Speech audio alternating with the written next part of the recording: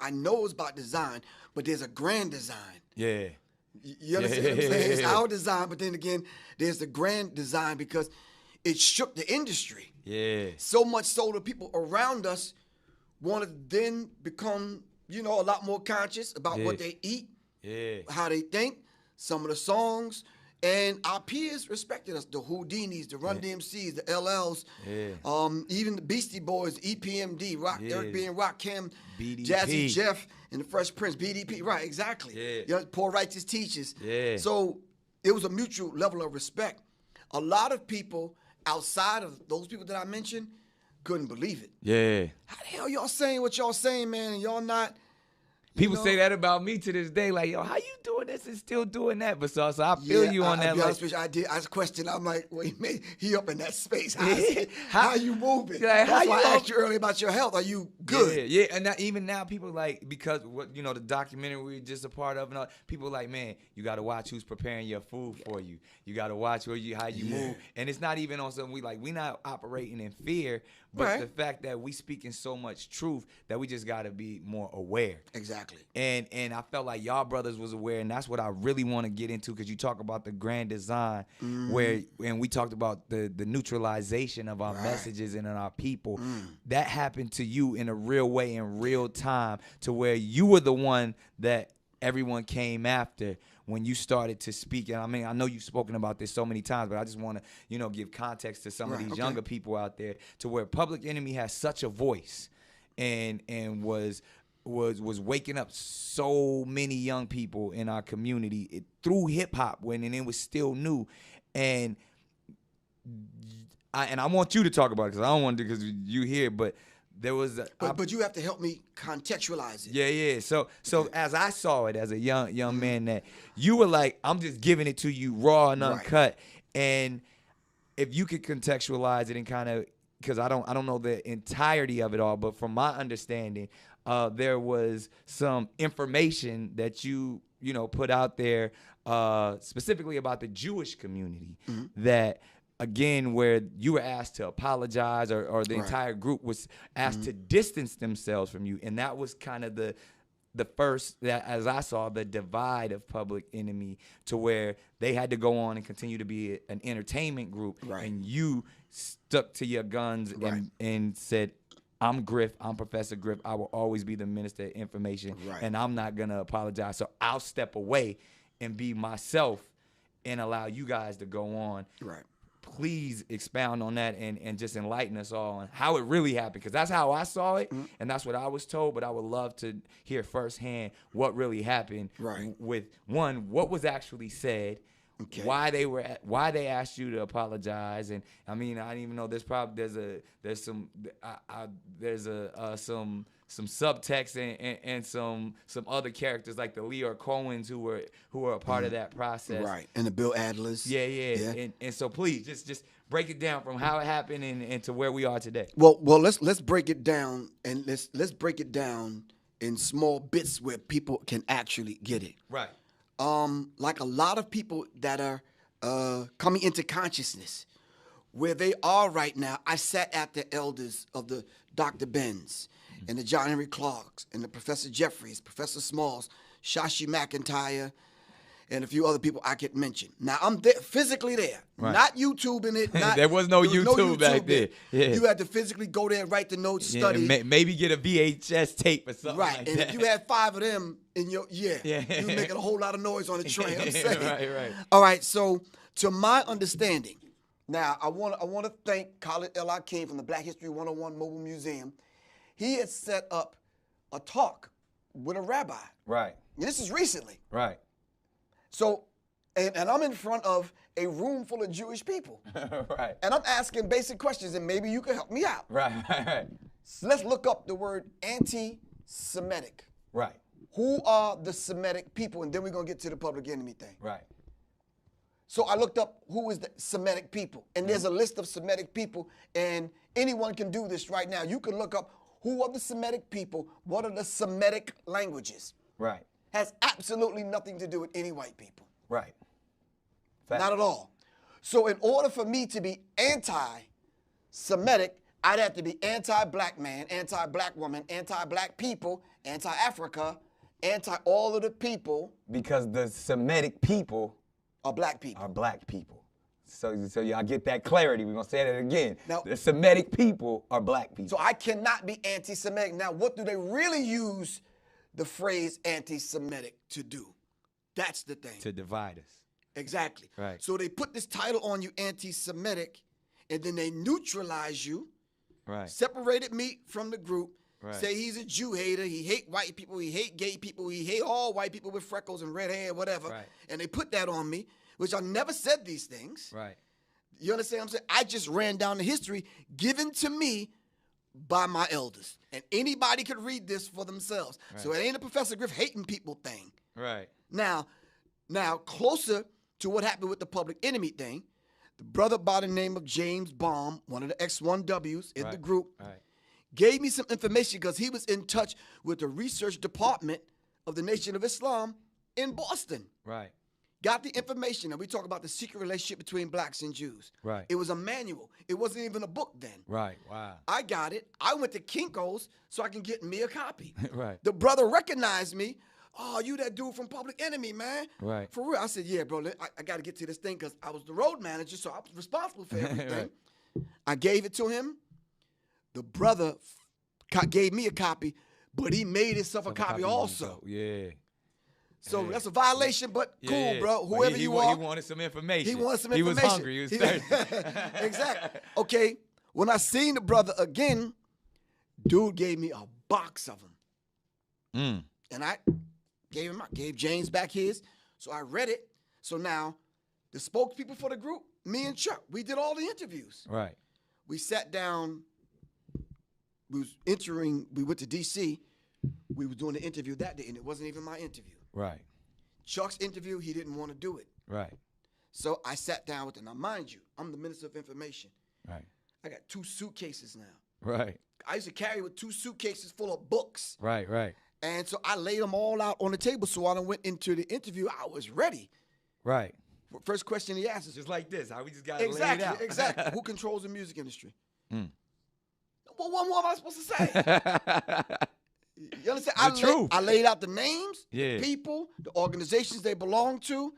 I laid it out. Now, mind you, this is not coming from Professor Griffith. I wasn't hating nobody that day. And was it in that statement? Was it just like was it white people, Jewish people, white supremacy? Like was it more just like you just kind of just you weren't saying a hateful statement. You were just saying this is who controls it. I laid out the names. Right. Oh, so you specifically said people's names. Yes. Oh, wow. People's names. At that time, because this was what, 80, 89, 90? Yeah, about 80, 89, yeah. Okay. Yep. And you just said people's names. And I laid it out, and I Right. showed them the books. Right. And I looked it up and showed it to them. This paragraph says this.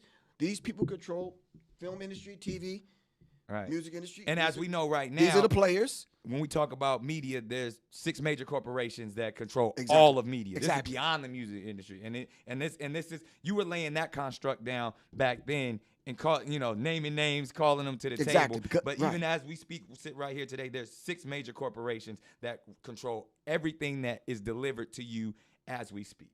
Exactly. So the 6 people can sit in this room and decide everything that we experience as far as entertainment. We watching the movies, reading the magazines. 6 people. Right. I laid that out. It wasn't a Jewish conversation. Right. It was about the music industry. The first 20 minutes of the conversation, we was laughing, joking, dapping each other up, Right. talking. Right. His girlfriend walked in. We were talking about David Mills now. Right. Who dropped dead on a movie set. Right. His girlfriend walks in, and his girlfriend's white and Jewish. Well, I'm from Roseville, Long Island. We don't have no experience with white people like that. So I'm like... Except for Howard Stern. Exactly right. Exactly. So when she came and sat down, the complexion of the conversation changed. It became more, and I'm like, you Right. see what I'm saying? Yeah. A couple of times he even pressed the pause button on the cassette. Yeah, recorder. that privilege starts speaking. And Right. So now he had to change his tone because now the white Jewish girlfriend is sitting next to him. Right. And she's getting offended Right. by me calling out the Cohens and the Moskowitz and the blacks and the, right. And I'm like, okay, but still no hatred involved. I'm just laying the history out. Yeah, we're just speaking facts. When I finished the interview, he admitted and said to himself, you know something, this is the kind of stuff that can get you in a lot of trouble. And I'm like, now keep in mind now, I'm in my 20s. Just like these conversations. No, exactly. Exactly. Yeah, Exactly. but fearless is. So, and you just saying what you're saying. You speaking facts. Exactly. There's no reason to be scared of anything when you're speaking the truth. So I left that interview with what you just said, with that. Right. And he faxed it to the Village Voice in New York. Right. Front page blew up. He went out, and it's like, Professor Griff, anti-Semitic, blah, blah, blah, blah, blah, whatever. And when I first told Chuck, he said, so what? You told the truth. The truth is the truth. Right. Everybody's gung-ho. Yeah, Griff dapping me just up. Just what we saying right here. Hoisting me up on their shoulders. Yeah. A week or two later, I'm the boogeyman, I'm the bad man, I'm the this, that, and the other. Griff, we got to separate ourselves. Exactly, and I didn't understand it from someone. Now, this is the painful part. From someone I grew up with, man, since I was 4 or 5 years old. Right. How do you do that? Right. How do you sit in a room and have one of your friends tell you who you fought with, who you ate with, broke bread with? Right. You know, how do you do it? Then a group of brothers that I came up with, the S1Ws, who, you know, we did everything together. Fact. You understand what I'm saying? Right. Which COINTELPRO is still active to Exactly. this day. And COINTELPRO, for the young people that don't know, the counterintelligence program. And when you say counter, it's like because we have so much intelligence and information, they want to counter that by destroying us, by neutralizing us, by silencing us. So what we're speaking of today, because they attempted to silence Minister Farrakhan right now, which is COINTELPRO actions and activations, and they did the exact same thing to you. Why? And this is just a question that I have, and even coming from the aspect of if the true children of Israel, if we're speaking of the Jewish community, if we're speaking of the Abrahamic faiths that Islam comes from, that Judaism comes from, that Christianity comes from, all comes from Abraham, and we are all speaking of brotherhood and unity. Why is this division? Why is it such a problem? Why is there so much fear, specifically in the black community, in the Jewish community? And I'm kind of, this is a leading question which I want to get to, but why is it such a problem to speak the truth? I think it's a problem it became a problem for us because of the propaganda machine, but it's more of a problem for them, right? Because they've taken our birthright. Right. They don't want us to be them. Not deeper than that. They don't want us to be us. They don't want you wrapping your head. They don't want. Wow. Nah, they don't want. Now because you recognize. Right. And now they identified you. Oh man, Nick knows. Right. Who he is, and then now the flip side of that, you know who they are. Right. So let's dive into it. Who are they? When we speak of, because this is where it truly is, and we talk about those the 6 corporations. When we go as deep as the Rothschilds, centralized banking, those the 13 families, the bloodlines that control everything, even outside of America. When we talk about the people who, if we were truly the children of Israel, and we're defining who the Jewish people are, because I feel like if we actually can understand that construct, then we can see that there is no hate involved. When we talk about the lies, the deceit, how the fake dollar controls all of this, then maybe we can get to the reason why they wanted to silence you, why they wanted to silence Minister Farrakhan, and they want to throw that we are having hate speech when it's never hate speech, when it's not. You can't be anti-Semitic when when we are the Semitic people, when we are the same people that who they want to be. That's our birthright. That's our birthright. So if that's truly our birthright, there's no hate involved. It's not. How did this message get so misconstrued? When we came back to claim it. Right. When we woke up and we came back to claim, if you steal my bicycle when we were 6 years old, and you riding around the hood with my bike, Right. and now I'm 12, and I understand. I want my bike I back. want my bike back, man. Now you gonna kick up dust. Right. Right. You Right. understand what I'm saying? And I'm brolic enough to get my bike back. I know some techniques now. I want my bike back. Right. I'm coming to get my bike. You're gonna kick up dust. You might even have enough prowess and cockiness and wherewithal because you've been riding my bike around. You made connections now. Right. And convince other people that that's your bike. Now you got a couple of bikes. You got a whole gang. You got a Exactly. bike gang, and I'm over here walking. Walking, right or wrong. So now when I go get my bike back, yeah, you done painted the bike. You done put some new wheels on it. It really don't even look like It my don't bike. look like but I my know bike that's my no bike. more. Right. You understand what I'm saying? Right. So now I'm waking up and I'm like, bro, I need my bike back. Right. For real. Right. How do you know that's your bike? Simply because there's documents here. There's scripture Paperwork. here. There's receipts here. You understand what I'm saying? That's showing and proving that that's my bike, and I'm here to claim it, man. Right. You have to give it back. So when you start hearing songs like Michael Jackson, "Hike Me, Kite Me," and blah blah blah blah blah, Right, right. nah, you can't say that. You can't say that. When you hear hate speech. Puffy talking about getting paid or getting like the Hebrew, Right, right. You And they understand? want to mute the They Hebrew. want to mute that. Right, right. You understand what I'm Even saying? though we the true Hebrews. Exactly. So we can't even tell the truth now. Right, Not on record, not on television shows, not on YouTube. right. And what is and again because and you know I talk to my brother Risa Islam about this all the time about certain things to where it's just a lack of understanding. That's what it is. Because we're not saying anything hateful, and that's the thing when they want to put that on the minister Farrakhan was saying when even the term white devils or just devils in general. Right. But when he was really speaking about the people who devalue our communities and themselves, and that's really where the word devil comes from and how he's speaking it. But they want to take the sound bites and say this is anti-Semitic. And so how does that occur and why does that occur? Is that great? Is that spiritual warfare? Or is that just truly just us just silencing each other? That's the psychological, covert, meaning hidden war on the higher infinite power healing our people. Say that again. Hip hop is higher infinite power healing our people. people. The higher infinite power healing our people. It's well, if hip-hop. it's higher, then it's going to vibrate On that at the frequency. higher chakra. Yeah. And we going to connect.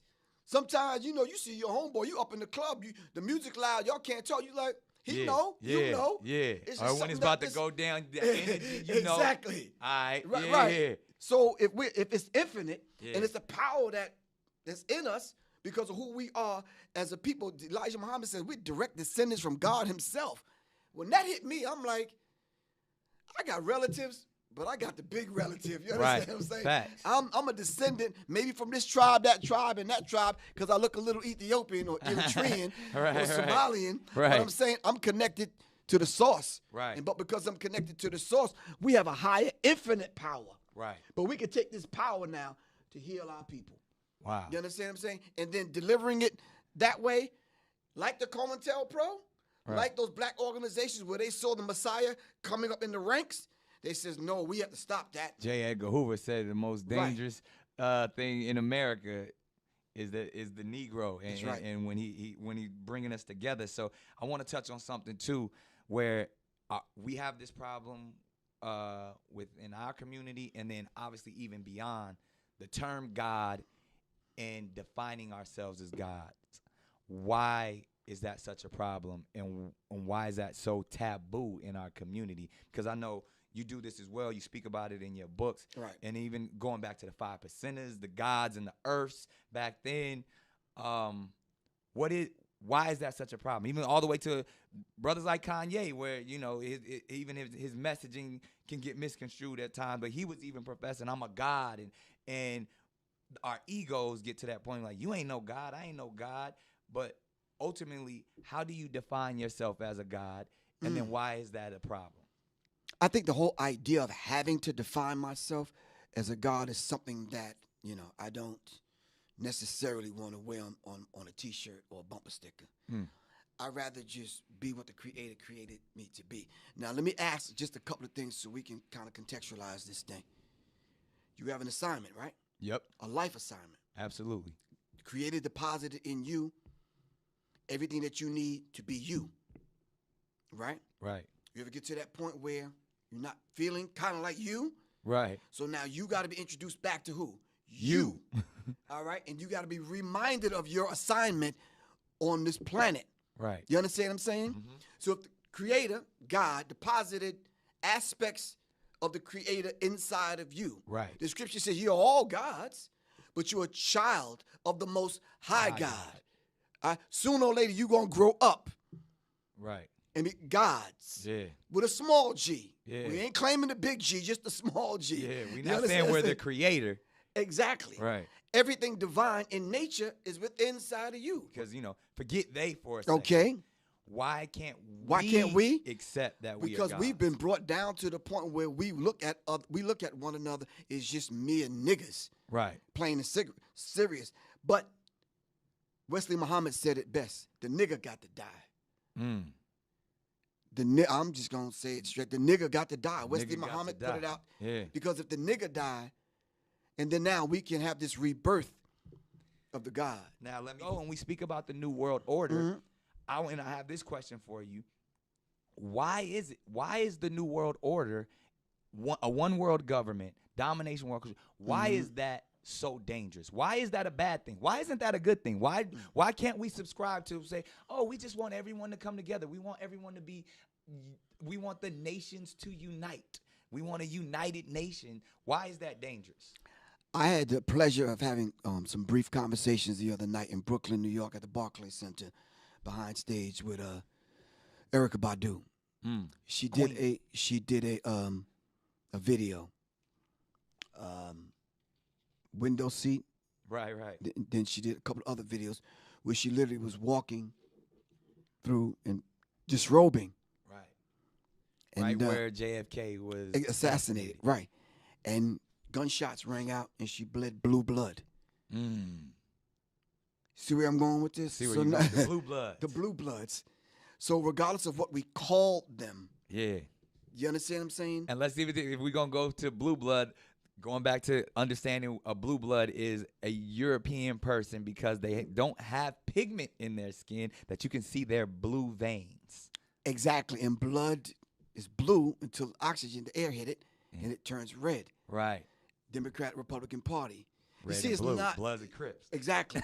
They set that kind of thing, Hegelian dialectic principle. Yeah. The opposing forces controlled by the same people. Right.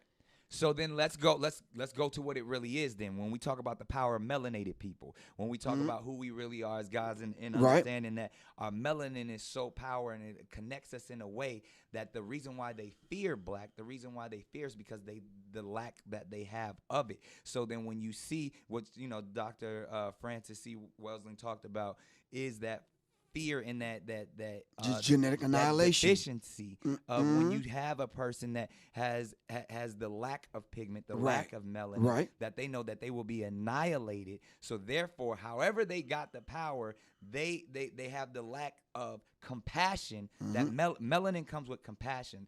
Melanin comes with soul. That we call it soul. We soul brothers and sisters. That's the melanin that connects us. So the people that don't have it are a little, and I'm gonna say this carefully, are a little less, and where the term actually comes from, because I'm bringing it all the way back around to Minister Farrakhan, to where they may not have the compassion or the when they were sent to the mountains of Caucasus, when they didn't have the power of the sun, that the sun then started to deteriorate them. So then they're acting out of fear. They're acting out of low self-esteem. They're acting out of a deficiency. So therefore, the only way that they can act is evil.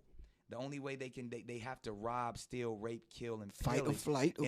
In order to survive. Exactly. So then these people who didn't have what we had, and when I say we, I speak of the melanated people. Right. They had to be savages. They had to be barbaric. Because they're in these Nordic mountains. They're in these rough torrential environments. So they're acting as animals. Right. So they're the ones that are actually closer to animals. They're the ones that are actually the true savages. And then they built up such this I don't want to say warrior, but they built up such this conquering barbaric mentality that they're coming out of Europe. They then said, in order for us to survive, we have to take what's not ours. And then they went into the land that actually where we are originated. And instead of trying to make friends, they said, we want what you got. Because there's this mentality of whether it's the Caesars or even that we have to conquer. Right. So I say all that to say the context. And when we speak of whether it's Jewish people, white people, Europeans, the Illuminati, they were doing that as survival tactics to stay on this planet. Right, because we never had to do that. Right, because they've learned when they circumnavigated the globe and they ran into these islands and these places, and we were already there to greet them. Right, with open arms. With open arms, teaching them, but then they were deficient.